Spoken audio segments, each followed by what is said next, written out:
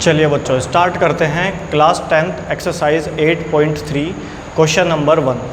Question number 1 में कहा गया है कि साइन ए सेक ए टेन ए, होना तो यही चाहिए, साइन ही होना चाहिए पर लिखा होना चाहिए कोट के रूप में।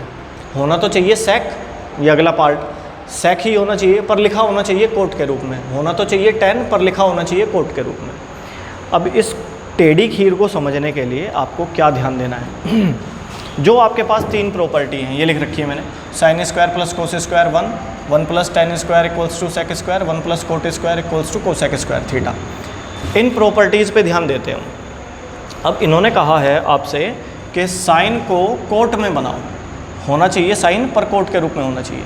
तो ये दोनों का कॉम्बिनेशन किसी एक प्रॉपर्टी में, इसमें या इसमें फिट होगा। अब ये देखते हैं हम किस में फिट होगा। साइन भी आना चाहिए उस प्रॉपर्टी में और कोट भी आना चाहिए। साइन छुपा हुआ भी चलेगा।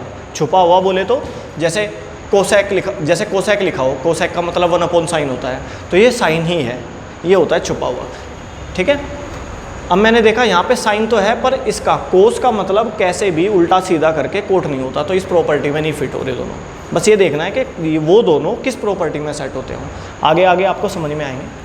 मैंने देखा कि 1 प्लस टेन, इसको कोट तो कह सकते हैं, टेन कोट का तो छुपा हुआ रूप है पर सेक साइन का छुपा हुआ रूप नहीं है।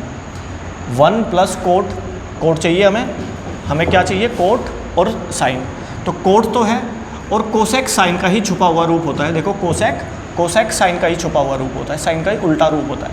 तो यानी कि इस वाली प्रॉपर्टी में हमारी दोनों चीज़ें सेट हो रही हैं, ये साइन है और ये कोट है।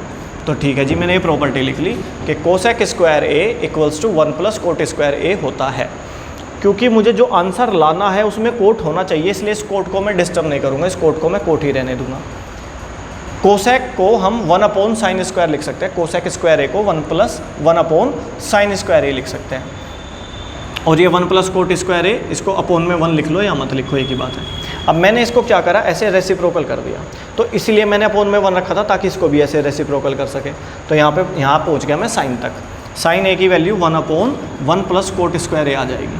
क्योंकि हमें सिंगल साइन की वैल्यू चाहिए तो ये स्क्वायर उधर जाके अंडर रूट बन जाएगा। अंडर रूट बना दिया जी।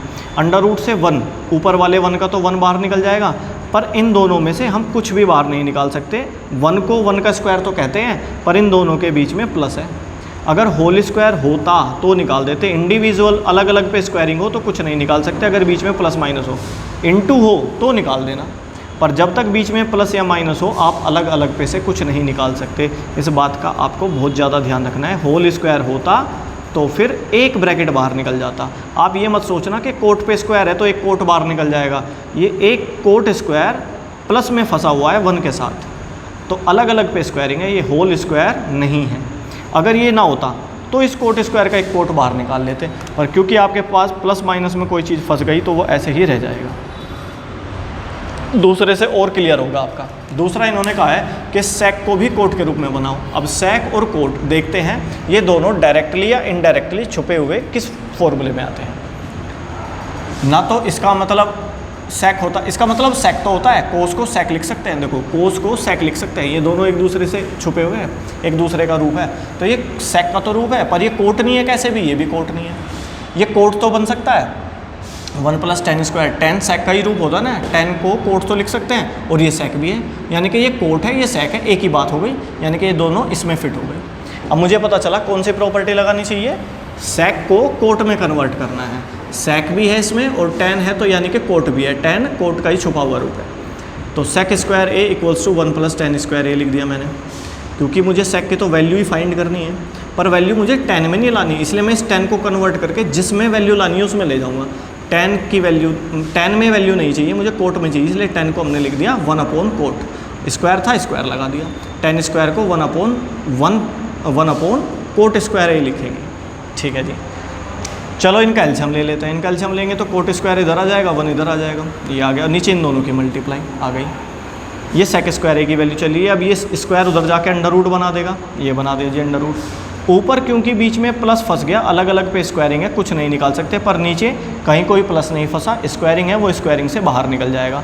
ऊपर वाला अंडर रूट के अंदर ही रह जाएगा क्योंकि बीच में प्लस फंस गया, प्लस या माइनस आ जाए और अलग अलग पे स्क्वायरिंग है तब आप नहीं निकाल पाओगे। एक आंसर ये हो गया जी। आई थिंक अब थोड़ा सा और क्लियर हुआ होगा, सेकंड क्वेश्चन में और अच्छे से क्लियर होगा इससे अगला पार्ट जो है। फिर इन्होंने कहा है tan को कोट के रूप में बनाओ, इन तीनों को एक एक करके कोट के रूप में बनाना था। तो tan तो कोट का सीधा ही रूप होता है, tan को 1 कोट लिख सकते हैं, इसका मतलब tan ही है, पर लिखा किस रूप में है? कोट के रूप में। इसका जो मतलब है, इस वाले क्वेश्चन का मतलब है, इसका मतलब है sec थीटा, पर ये लिखा किसके रूप में है? कोट के रूप में।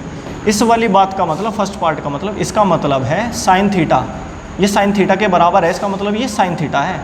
बराबर का मतलब यही तो होता है, इधर sin थीटा लिखा है और इधर कोई वैल्यू लिखी है, यानी कि sin थीटा इसके बराबर है। इसका मतलब ये हुआ कि ये sin थीटा है, पर लिखा किसके रूप में है? कोट के रूप में। इसीलिए मैं ये कह रहा हूँ कि आप किसी भी ट्रिग्नोमेट्रिक टर्म को किसी अदर ट्रिग्नोमेट्रिक टर्म के रूप में बना सकते हो, जैसे कि सेकंड क्वेश्चन आएगा अभी। इस क्वेश्चन को अच्छे से नोट कर लीजिए पॉज करके। अगली वीडियो में बात करते हैं सेकंड पार्ट की।